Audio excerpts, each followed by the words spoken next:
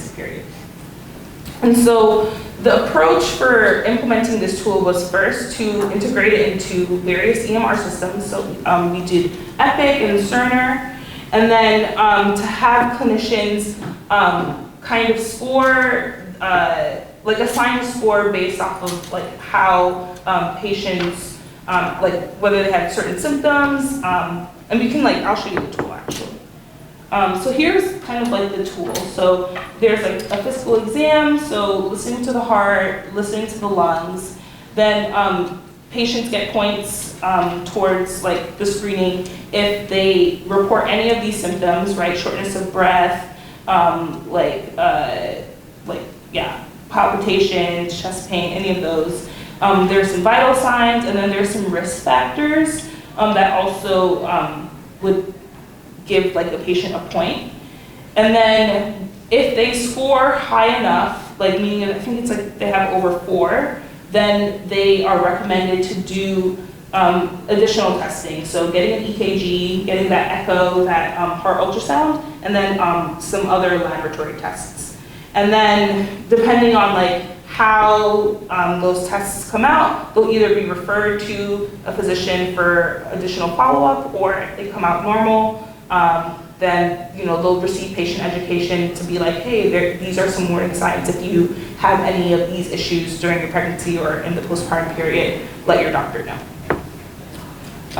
So like I said, again, like the screening tool is based on symptoms, these vital signs, these risk factors, and then physical exams.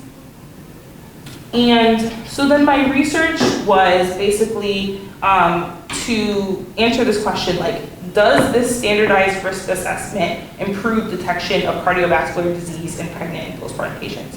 And what we found was that when we do this risk assessment, and we implemented this tool at various hospitals, like obviously I'm based at UCI, which is majority non-Black population, and we really cared, like, does this tool work for Black people as well? So we actively like sought out 2 additional sites that had one in Memphis and one in the Bronx, New York, that had like greater populations of Black patients, and they were also implementing this tool. And so what we discovered was that using this tool can help us to identify CVD earlier, which allows us to do interventions earlier, and that helps to complement existing clinician judgment, and hopefully helps to enhance perinatal outcomes. That's a question.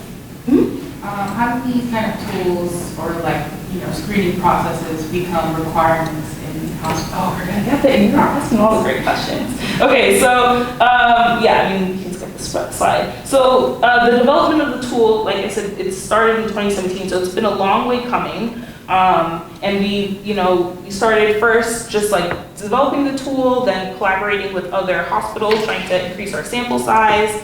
And now we're in the part where we're kind of disseminating the tool and kind of trying to get more health systems invested in it. And the real future direction is to have national implementation of this tool, right? And so why is it important to have national implementation? Maternal mortality is a national crisis, right?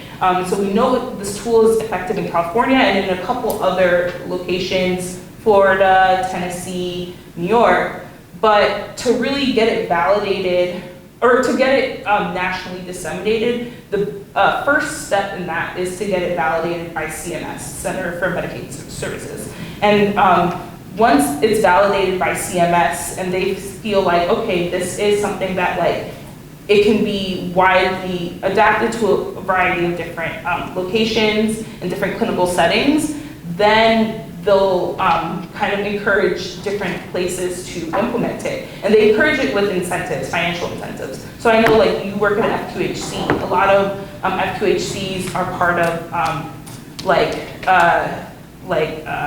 value-based care. They receive value-based care incentives. So this would be like a value-based care incentive where like if hospital systems can prove that they're using this tool and that it's helping to reduce the risk of mortality, then they can receive extra funding and extra money.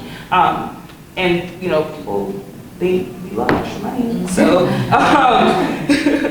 So that's like the next stage. And so we're currently in talks with CMS. Our first round, we got some feedback like, oh, we don't feel like it's validated for certain populations. So that's why we extended our screening, and we got a lot more Black patients. I think some of the other populations that we're kind of missing are like Native Hawaiian, Asian Pacific Islander.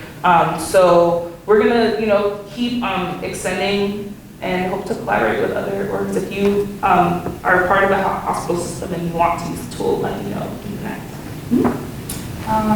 Like a few questions about CMS. Like, who makes the decision? Is it like a board of folks? Yeah, so it's an interdisciplinary board of like folks. Like it's interesting because it's great that it's interdisciplinary. I feel like people have been able to give us feedback about like, how would we implement this like in the emergency department, for example, right? Because for a lot of people, that is their primary source of care during their pregnancy period, right? And so it would be important for ER physicians to also be able to implement this tool, but right now we're not at that stage yet. But like hearing that feedback helps us to like kind of think about like, okay, how do we prepare to like implement this in the ER setting? It would be super easy because now we've kind of coded it so that it's implemented in like a couple different EMRs. So we have Cerner and we have Epic, and there's a couple more that we're working on. So if we can